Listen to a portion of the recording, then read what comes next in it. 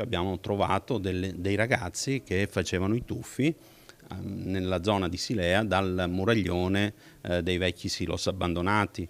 Non solo il Piave, anche nel Sile ci sono ragazzi che si tuffano senza considerare la pericolosità del fiume, ricco in questo caso di alghe che possono intralciare il ritorno in superficie. Lo spunto arriva dalla FIPSAS, la Federazione Italiana Pesca Sportiva, una delle associazioni ittico-venatorie a cui la provincia ha chiesto di collaborare alla campagna di sensibilizzazione sui rischi del Piave dopo l'annegamento il 18 giugno a Fagarè di un 21enne e quello di una bambina di 9 anni 10 giorni dopo a Pederobba. Ma anche dopo il tragico incidente occorso a metà luglio a Lentiai nel Bellunese a una quindicenne rimasta schiacciata da un masso.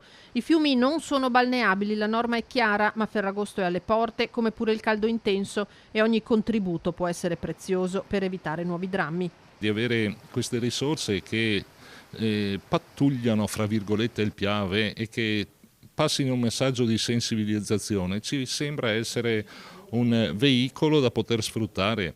Dopo gli input lanciati dalla prefettura, cartellonistica, kit salvavita, un altro tassello per mettere in guardia la popolazione dai rischi del fiume. A questo scopo è stato realizzato anche un video in italiano e inglese diffuso innanzitutto via social.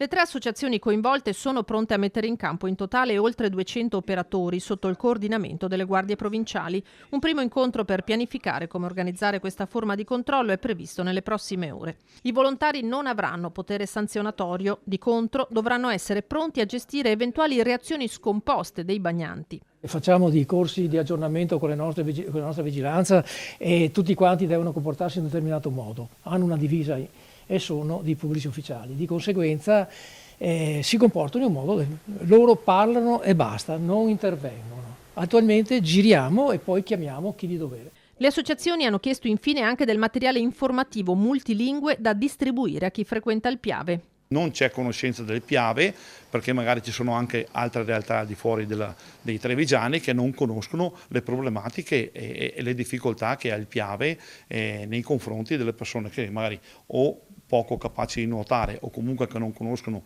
i vari sifoni, le varie problematiche, e questo porta purtroppo alla perdita della vita.